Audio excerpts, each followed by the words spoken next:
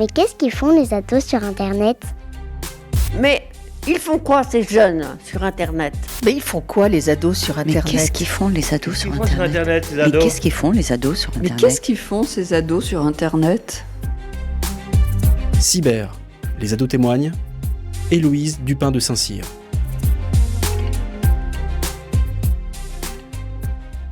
Autrefois un simple outil de communication, le téléphone a subi une transformation radicale pour devenir bien plus qu'un simple moyen de conversation. Aujourd'hui, pour nos adolescents, le téléphone est bien plus qu'un téléphone. Il est devenu une porte d'entrée vers un univers différent. Dans cet épisode, je vous propose de découvrir comment la technologie accompagne la vie quotidienne d'une adolescente d'une manière que nous n'aurions jamais imaginée. Et donc aujourd'hui, j'accueille Aurore, elle a 11 ans, elle est en classe de 6e. Elle se rappelle avoir reçu son premier téléphone alors qu'elle était en CM2 lors des vacances scolaires. Bonjour Aurore, comment vas-tu? Bonjour, oui je vais bien. Donc on vient de dire que le téléphone était devenu bien plus qu'un téléphone aujourd'hui. Tu as reçu ton téléphone quand tu étais donc il y a un peu plus d'un an. Est-ce que tu peux nous raconter comment ça s'est passé? Mon père, il avait dit, c'était après la mort de ma mère, et il voulait que j'ai un téléphone pour la sécurité de son enfant. Et il m'a dit, je veux bien t'offrir un téléphone, mais tu fais attention de ne pas faire n'importe quoi sur ton téléphone, et de faire attention surtout, parce que on peut se faire pirater et ainsi de suite. Et voilà. Est-ce que tu as compris ces recommandations et est-ce que tu savais déjà qu'il y avait des risques sur Internet? Oui, je savais déjà. Du coup, j'ai fait ce que mon père m'a dit. J'ai fait attention. Bon, c'est vrai que parfois j'ai envie de me laisser aller. Et parfois, j'ai envie de pas trop faire attention. Mais maintenant, là, c'est vrai que je fais beaucoup, même parfois trop attention. C'est-à-dire? Parfois, il y a des gens qui m'appellent, je sais pas, d'Afrique et ainsi de suite. Et avant, je répondais parfois juste, mais je voyais pas que c'était d'Afrique. Peut-être que c'était un numéro que je connaissais, mais voilà. Maintenant, vraiment, à chaque numéro, même les gens que je connais, je réponds pas. C'est-à-dire, quand il y a écrit numéro sans les noms, donc je réponds pas. Voilà. Donc, quelquefois, tu répondais, il t'arrivait quoi? Rien, je voyais que c'était quelqu'un que je connaissais pas, je raccrochais au nez. Et tu penses qu'il te voulait quoi? Je sais pas, j'ai pas vraiment demandé la question. J'ai direct raccroché quand il y a des gens que je connaissais pas. Et voilà. Est-ce que tu as des amis dans ta classe qui ont aussi un téléphone? Oui, j'en ai quand même beaucoup qui ont un téléphone. Tu penses que dans ta classe, en 6e, il y en a quoi? Un quart, la moitié? Les 3/4 à peu près, parce que maintenant, en 6e, il y en a beaucoup qui ont des téléphones et tout. Pour sortir avec leurs amis, pour la sécurité et ainsi de suite. Est-ce que tu penses que c'est bizarre de ne pas avoir de téléphone en 6e? Non, après, il n'y a rien de bizarre. Parfois, les adultes, ils ont envie d'attendre. Mais c'est vrai que c'est mieux parce que en 6e, tu as déjà envie d'être avec tes amis, se balader seul et ainsi de suite. Et du coup, sans téléphone, c'est compliqué de prévenir les parents, prévenir les amis, du coup. Donc voilà. Tu pourrais prévenir tes parents en demandant à une amie de te prêter le téléphone? Oui, mais ça serait, par exemple, si nos parents ne sont pas là, il y a un petit problème par contre. Par exemple, un mercredi, mon père n'est pas là, et je peux pas prendre un téléphone pour appeler ma copine parce que je me sens seule, je m'ennuie. D'accord, donc en fait, le téléphone, c'est plus pour ne pas t'ennuyer quand tu es seule que pour pouvoir appeler ton père, puisque appeler ton père, tu trouveras toujours un téléphone. Oui, c'est plutôt ça, oui. D'accord. Et dis-moi, qu'est-ce que tu voudrais faire plus tard? Oncologue. J'ai eu cette idée il n'y a pas très longtemps. C'est pour ma mère surtout, pour lui rendre hommage. Ma mère est morte le 30 septembre 2022 et elle était atteinte d'un cancer de la peau. Et justement, ce métier consistera à soigner des gens qui ont eu la chance d'être guéris et d'aider les personnes en cas de besoin. Est-ce que tu trouves sur Internet le chemin et les études pour faire ce métier-là? Non, je sais qu'il y a beaucoup d'études à faire, mais c'est vrai que j'ai pas vraiment cherché ce qu'il faudrait faire et tout. Comment est-ce que tu as découvert ce métier? C'est grâce à ta maman?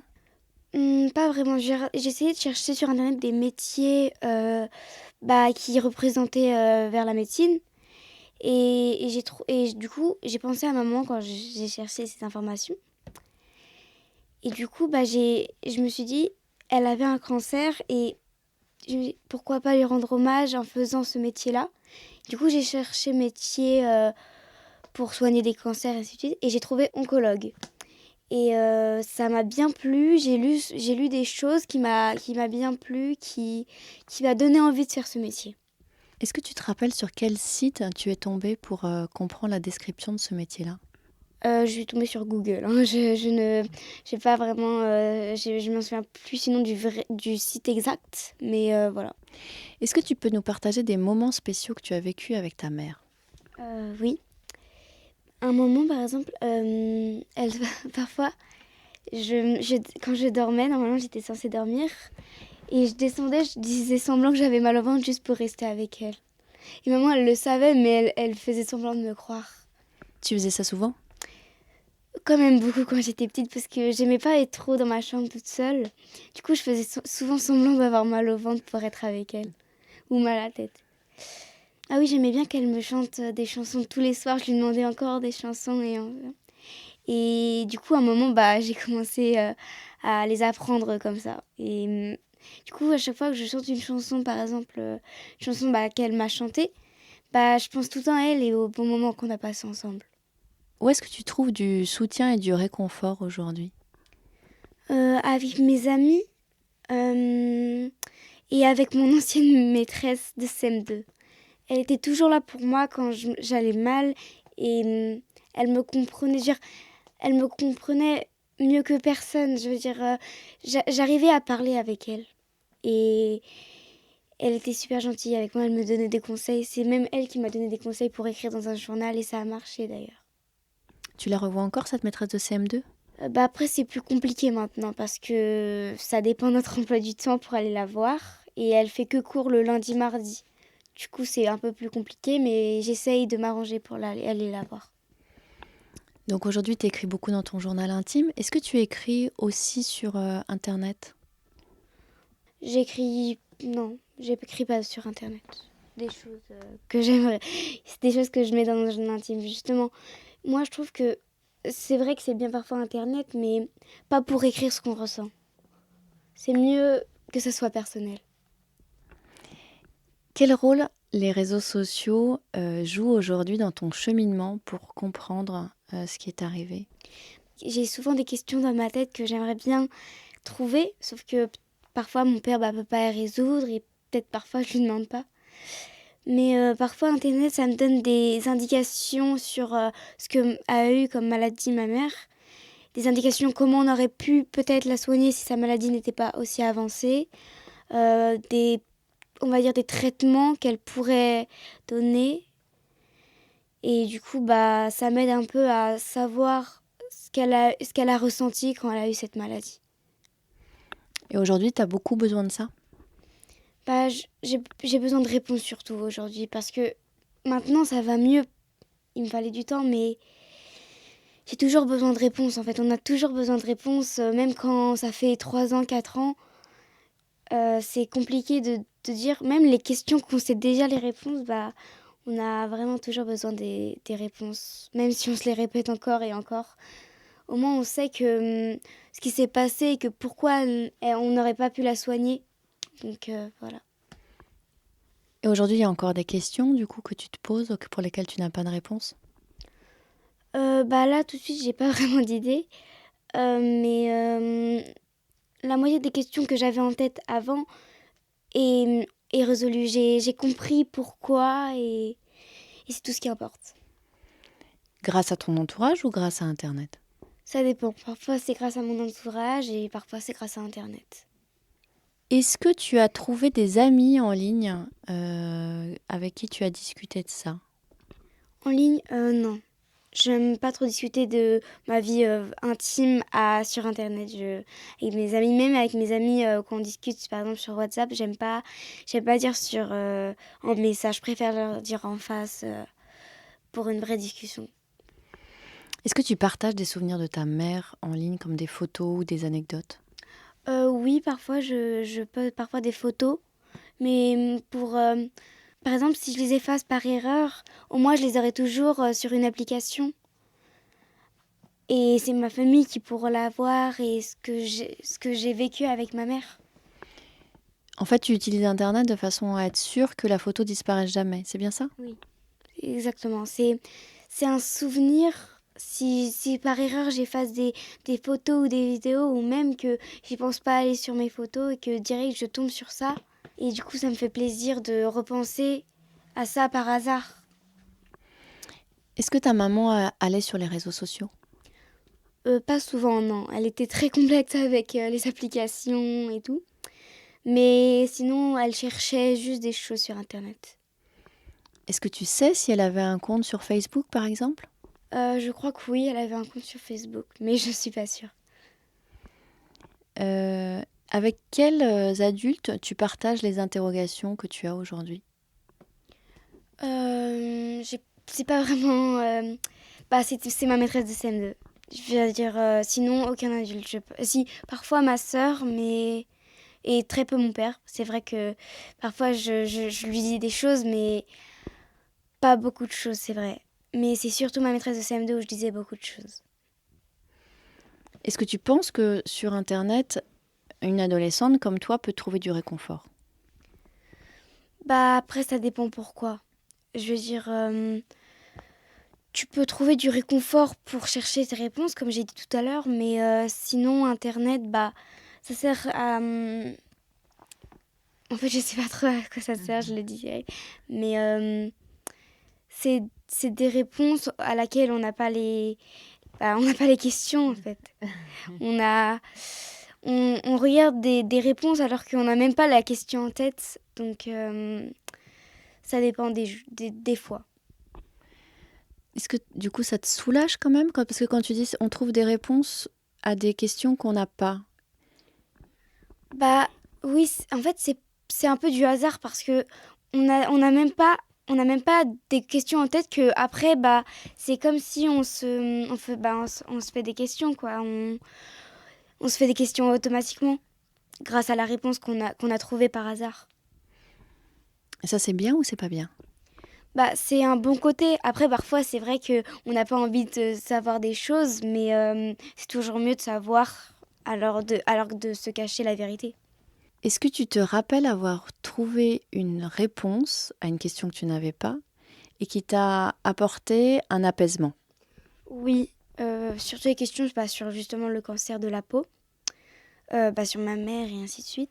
Ça m'a ouvert les yeux sur pourquoi on ne pouvait pas la soigner et ça m'a fait du bien parce que au lieu d'être en colère, j'ai compris qu'ils ont fait tout leur possible pour essayer. C'est-à-dire qu'avant, tu étais en colère contre les médecins ou tu étais en colère contre qui? J'étais surtout en colère contre moi, je l'avoue, parce que en fait, je pouvais pas la voir à l'hôpital, j'étais pas souvent là et parce que j'avais école et ainsi de suite. Et alors que j'aurais aimé vraiment faire toutes les journées passées à être avec elle. Et j'étais en colère contre moi pour pas avoir assez, au lieu de se disputer, de passer des bons moments avec elle. Alors qu'on se disputait souvent et ça, je trouve que c'est du gâchis pour moi. Quand tu dis que tu étais en colère contre toi, ta maman avait envie que tu sois où? À l'école ou avec elle, tu penses? Je sais pas parce que je crois qu'elle aurait bien aimé que je sois avec elle, mais elle aurait aussi... En fait, ça serait les deux parce que elle aimerait que je me préoccupe de mon avenir à l'école et que j'apprenne des choses et qu'en même temps, je reste près d'elle. Sauf que je peux pas faire les deux, du coup. Je peux pas vraiment choisir ce que j'ai envie de faire, mais je sais que de tous les cas, elle aimerait que je le fasse. Que soit j'aille à l'école, soit que je reste près d'elle, mais en tout cas, elle aimerait... après l'école, je venais parfois la voir, du coup, c'est comme si je faisais les deux un peu en retard. Aujourd'hui, tu as réussi à te débarrasser justement du sentiment de la colère. Et c'est quelle émotion qui ressort le plus souvent? Sur ma mère, c'est plutôt parfois de la tristesse surtout. Parce que parfois, je sais pas, mais c'est comme un clic dans ma tête et je suis heureuse un moment, puis après, 2 secondes après, je suis malheureuse. Parce que je sais pas, mais c'est comme un mécanisme. un moment, je me souviens d'un jour merveilleux avec elle, mais un autre jour, je me souviens d'un moment affreux avec elle. Et ça, c'est vraiment pas super parce que ça me fait encore plus de la peine. Aujourd'hui, est-ce qu'il existe des forums de discussion de jeunes comme toi sur Internet qui peuvent partager leurs peines ou leur colère ou les sentiments qu'ils ont? Je sais pas, mais moi en tout cas non. Je jure, je fais rien, je trouve pas d'application comme ça. Du coup, je sais pas. Est-ce que tu penses que ça serait utile de pouvoir discuter avec des jeunes de ton âge qui ont vécu la même chose? Oui, je crois que ça serait mieux que... En fait, mes amis, ils sont super avec moi, ils sont là pour moi, mais ils savent pas ce que ça fait de perdre une personne très chère comme ma mère. Du coup, c'est vrai que ça serait mieux de pas mieux, mais plus efficace de discuter avec des personnes qui ont vécu ce que je ressens aujourd'hui. Et si un tel forum existait et qu'il y avait une liste de questions qui étaient posées par des adolescents qui ont des moments similaires avec toi, qu'est-ce que tu pourrais répondre par exemple à un adolescent qui dirait est-ce que ça va toujours faire aussi mal? Avec le temps, tu iras le mieux possible, mais au début, tu te souviens que des moments affreux que vous avez passés ensemble. Mais de temps en temps, il faut plus de temps pour digérer ce qui s'est passé. Après, on aura toujours la petite douleur en nous, mais avec le temps, ça passera un petit peu. Toi, tu as déjà le sentiment que c'est moins douloureux aujourd'hui que ça ne l'était il y a un an? Oui, parce qu'au début, j'étais vraiment effondrée. J'ai pleuré souvent. Et maintenant, même quand je pense parfois au moment triste, je pleure plus. J'essaye de repenser au bon moment qu'on a passé et c'est ça le plus important. Et comment tu as réussi à faire ça? C'est grâce à ma maîtresse de CM2. C'est vrai qu'elle m'a aidée à surmonter cette épreuve, comme ma famille bien sûr, mais je me confiais plus à elle qu'à eux. Du coup, voilà, c'est grâce à elle. S'il y avait un autre enfant qui posait comme question comment est-ce que je peux faire face à la douleur et au chagrin? Ça, je peux pas vraiment répondre à cette question parce que je peux pas savoir s'il ressent vraiment la même chose que moi. Chacun a des émotions différentes. Je ne pourrais pas répondre à cette question. S'il y avait une question qui était qui va prendre soin de moi maintenant? Ça, c'est vrai que tout le monde se pose cette question-là. Mais même si t'as perdu quelqu'un qui est proche, t'as toujours ta famille à tes côtés. Moi, sans ma sœur, c'est vrai que parfois, c'est vrai qu'on se dispute beaucoup, mais sans ma sœur, je serais vraiment toute seule. C'est compliqué, par exemple, de pas avoir de sœur ou de frère, parce que t'es fille unique ou fils unique, et tu peux pas te libérer à quelqu'un. Même pas aux parents, parce que les parents, c'est plus compliqué d'avouer ce qu'on ressent aux sœurs et frères. Du coup, voilà. Donc sans ma sœur, je sais pas ce que je ferais. S'il y avait une question qui était est-ce que ma mère peut me voir ou m'entendre? Alors ça, j'y crois parfois, mais parfois j'ai un doute aussi. On peut pas savoir si c'est vrai ou si c'est faux, mais j'essaye d'y croire. Juste pour me sentir bien et que j'espère qu'elle m'écoute là déjà et qu'elle soit fière de moi. Et s'il y avait une question qui était est-ce que je vais à nouveau être légère un jour? Ça, oui, un moment tu seras légère et un moment tu seras triste. Mais dans tous les cas, quand tu seras plus grande, tu pourras se remémorer, pas quand elle est morte, mais plutôt les moments que tu as passés avec elle, les bons et surtout les meilleurs. Est-ce que tu as des adultes dans ton entourage qui ont perdu leur mère aussi très jeune comme toi et qui t'ont partagé leur cheminement? Non, pas à mon souvenir. Est-ce que tu aimerais pouvoir discuter avec des adultes qui ont vécu la même chose que toi? Je sais pas si les adultes c'est la bonne idée. Pour moi, c'est plus les enfants et les ados parce que eux, ils ont eu du temps pour réfléchir alors que les enfants, ils ont ils ont besoin de beaucoup plus de temps pour digérer ce qui s'est passé. Donc pour moi, c'est mieux de parler avec des enfants qui ont vécu la même chose que moi, que plutôt des adultes. Et tout à l'heure, tu me parlais de tes amies qui étaient super et qui s'occupaient de toi, mais qui effectivement ne pouvaient pas comprendre la douleur que tu as puisqu'elles n'ont pas vécu la même chose que toi. Si sur ce forum, il y avait quelqu'un qui disait « Est-ce que je devrais parler de ma mère avec d'autres personnes ou est-ce que cela la mettrait mal à l'aise ?» Qu'est-ce que tu pourrais lui dire ? Je sais pas ce qui pourrait lui... ton amie, je sais pas ce qu'elle pourrait ressentir, mais je sais si c'est une vraie amie, je sais qu'elle sera toujours là pour toi et que même si elle est mal à l'aise, elle essayera toujours de te remonter le moral et d'être toujours là pour toi. Est-ce que toi, ça te dérange de mettre mal à l'aise les gens ou en fait, tu t'es pas vraiment posé la question et tu te dis en fait, si tu as envie d'en parler, t'en parles tout simplement et tu as raison? Non, je me suis pas vraiment posé la question, mais je sais que mes amis ne sont pas comme ça et qu'ils comprennent à peu près ce que je ressens. S'il y avait une autre question qui était comment est-ce que je peux préserver le souvenir que j'ai d'elle? Alors ça, c'est plus à nos souvenirs et à des photos et des vidéos qu'on a fait, mais aussi grâce à nos parents et à nos sœurs, les souvenirs qu'ils peuvent nous transmettre. Tout à l'heure, tu m'as dit que tu publiais des photos de ta maman sur Internet de façon à être sûre que ça ne disparaisse jamais. Est-ce que c'est une recommandation que tu donnerais également?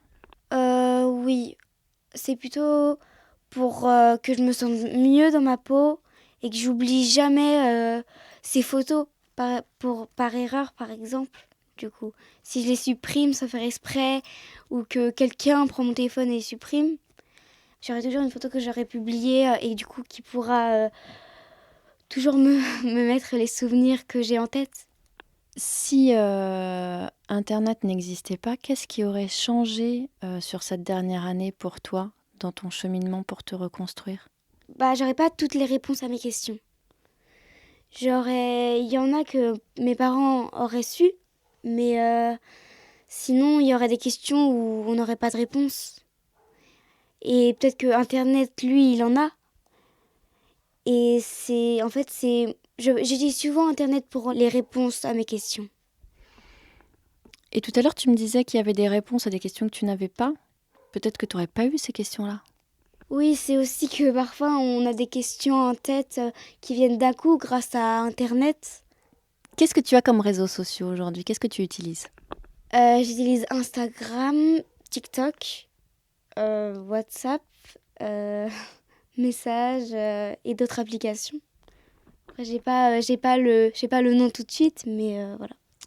Et si on prend TikTok par exemple, qu'est-ce que tu vas voir sur TikTok? C'est plus pour m'amuser parce qu'il y a des choses drôles sur TikTok, mais je sais pas, je voulais juste avoir TikTok pour voir la différence. En fait, sur Insta, il y a souvent des choses art plastique et tout, il n'y a pas beaucoup de choses drôles. Et j'avais besoin parfois de rigoler.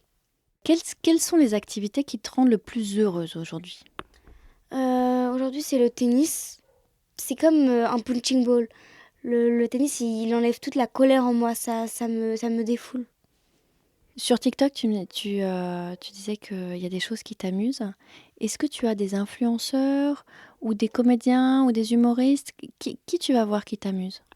Des humoristes, je sais plus vraiment comment ça s'appelle, bien sûr, mais non, sinon j'ai pas d'acteurs ou d'autres personnes qui m'intéressent beaucoup. Après, c'est juste pour rigoler. Je veux dire, je fais pas vraiment attention à qui je regarde. Je veux dire, c'est plus pour moi, en fait. Juste pour rigoler. Alors, dans quel cas tu utilises TikTok et dans quel cas tu utilises Instagram? Alors, Instagram, maintenant, je l'utilise beaucoup moins. Je veux dire, presque jamais. Instagram, c'est le même cas que TikTok. C'est juste pour me libérer, en fait. C'est pour poster des choses amusantes, pour faire des vidéos entre amis. Et TikTok, c'est la même chose aussi. TikTok, c'est pour faire des vidéos entre amis, pour rigoler un peu à une soirée pyjama. En fait, c'est juste pour nous amuser. Ça veut dire que quand tu es à une soirée pyjama, par exemple, vous vous prenez en photo et tu publies ça sur TikTok? Non, mais non, on les met sur brouillon, bien sûr. Mais c'est juste pour s'amuser, parce que par exemple, sur TikTok, on peut arrêter des vidéos et que ça fait comme un montage. Alors que sur Instagram, là, on peut pas arrêter les vidéos. Je veux dire, chaque application a ses défauts et a ses qualités. Alors justement, tu dis je les mets sur brouillon, bien sûr. Moi, je suis sûre qu'il y a plein d'adultes qui savent pas pourquoi tu as dit bien sûr. Est-ce que tu peux expliquer le risque qu'il y a à mettre les photos d'une vidéo d'une soirée pyjama, non pas en brouillon, mais en publication sur TikTok? Bah, tu peux te faire hacker ton téléphone et ton compte surtout. Même s'il est en privé, tu peux te faire hacker et il peut te republier cette vidéo sur Internet sans que tu le veuilles. Et que si tu vas sur Internet, tu trouves cette vidéo, bah, tu n'es pas content parce que tu voulais pas la publier. C'était juste une petite soirée pyjama où tu voulais s'amuser avec son ami. Quel est le risque d'avoir des photos d'une soirée pyjama publiées sur Internet? Bah, de la moquerie parfois. Il y en a qui se moquent. Mais bah, en fait, j'aime pas trop dire ce que je fais aux gens que je connais pas, en fait. Que bah, ils ont pas à le savoir ce que je fais. En fait, tu veux pas qu'on se moque de toi. Est-ce que aujourd'hui, tu imagines une vie sans réseau social? En vrai, peut-être. Je suis pas sûre parce que bah, j'ai pas vraiment vécu, mais je sais pas. Je peux pas vraiment répondre à cette question parce que je l'ai pas vécu. Comment tu penses qu'on continuait à créer du lien avec ses amis quand il n'y avait pas les réseaux sociaux? Bah, on parlait en réel parce que, ok, c'est vrai que parfois les réseaux sociaux c'est bien pour parler, mais rien ne vaut une telle discussion en face à face. Combien de temps tu passes sur les téléphones? Tu sais, t'as une idée? J'ai pas très envie de la dire, je l'accorde. En fait, ça dépend des jours. Parfois, en fait, je m'ennuie. Parfois, par exemple, le mercredi, je rentre ce midi et parfois, il y a pas ma sœur. Et du coup, je m'ennuie et j'ai rien à faire. Du coup, bah, c'est vrai que parfois, je passe beaucoup de temps sur mon téléphone, je reconnais. J'ai pas envie de dire l'heure exacte, mais ça dépend des jours, en fait. Et pourquoi tu t'ennuies?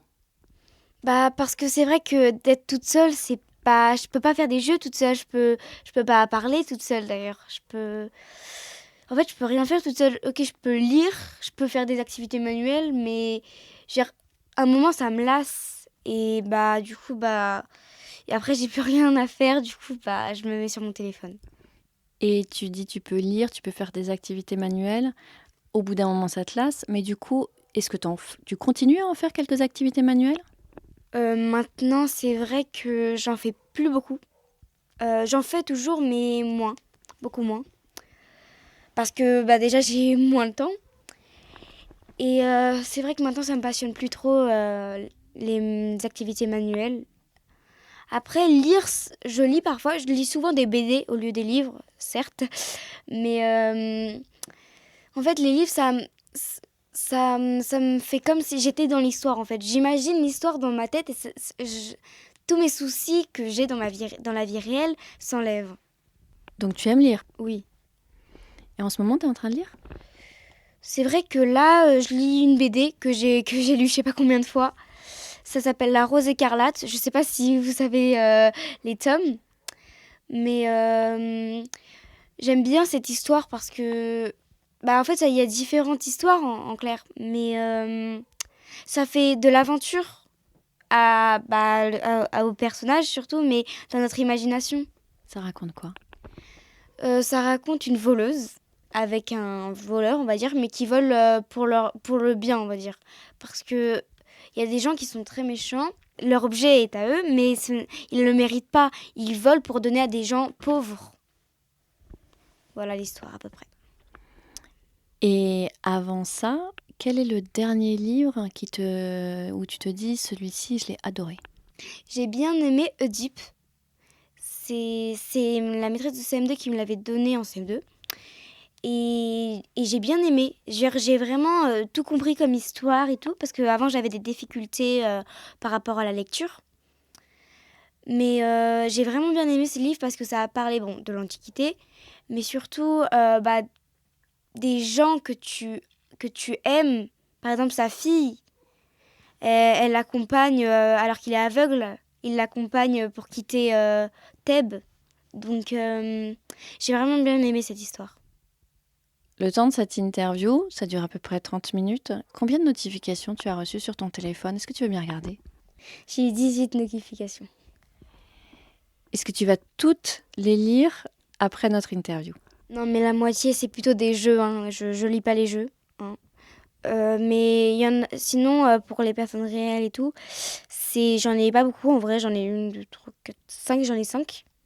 Donc la moitié, c'est surtout pour les jeux et ainsi de suite.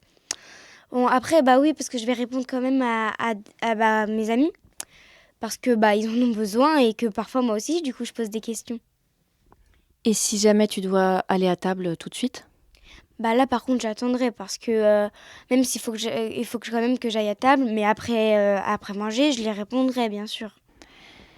Les écoles mettent en place des groupes classes sur les différentes applications, justement pour pouvoir récupérer les devoirs, pour que les élèves puissent communiquer ensemble. Est-ce que tu as ça dans ta classe? On a un groupe qui s'appelle Pronote. Genre, en fait, on fait un groupe sur WhatsApp, un groupe de 6e. Donc, ça dépend, il y a plusieurs classes. Du coup, nous, c'est un groupe de 6e 3.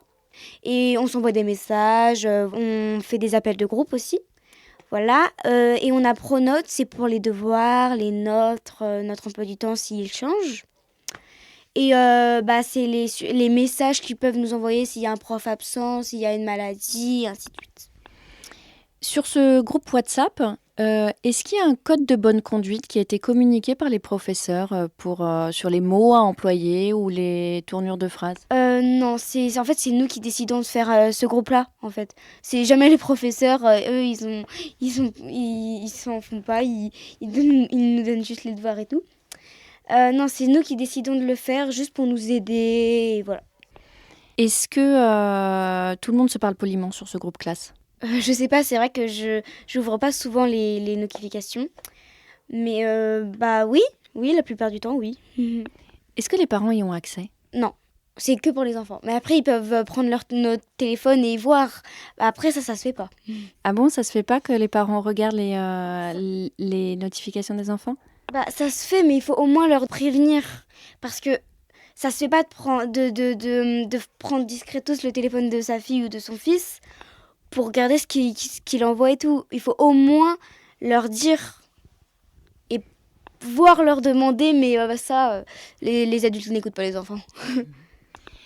Est-ce que tu crois que les adultes ont raison de contrôler quelquefois les discussions sur les réseaux sociaux de leurs enfants? Je sais pas, parce que je sais pas ce qu'ils ont dans leur tête, mais je sais pas, je peux pas répondre à cette question. Est-ce que tu as une recommandation à faire aux papas qui sont seuls sur la façon dont ils doivent gérer le temps de connexion de leur petite fille? Je vous conseille pas de regarder leur téléphone pour ce qu'ils font, mais par exemple, moi j'ai une limite de temps sur mon téléphone. Après, je dis pas ce qu'il faut tous faire. Hein. Il y en a qui passent pas beaucoup de temps sur le téléphone. Mais en tout cas, moi ça a bien marché. C'est vrai que parfois je suis un peu en colère que j'ai une limite de temps. Mais ça a bien marché pour moi parce que je suis moins sur mon téléphone en limite de temps. J'ai toujours 1 minute ou parfois je demande à mon père d'avoir un petit peu plus de minutes, même sur Internet, donc voilà. Mais c'est toujours mieux quand même d'avoir une limite de temps juste pour savoir combien d'heures on a passé dessus. Est-ce que tu as des discussions avec ton papa sur ce que tu fais sur Internet? Non, jamais. En vrai, je parle pas vraiment de ce que je fais sur Internet à mon père. Je vois pas le principe pourquoi il devrait le savoir parce que ça sert à rien. Je veux dire, on fait pas. Après, ça dépend de quels enfants, mais par exemple, moi, je fais attention de ce que je fais. Je vais pas non plus acheter un jeu à 100 €. Donc, je fais attention. Donc, je vois pas si je fais attention, pourquoi je le dirais de ce que je fais ou de ce que je cherche sur Internet.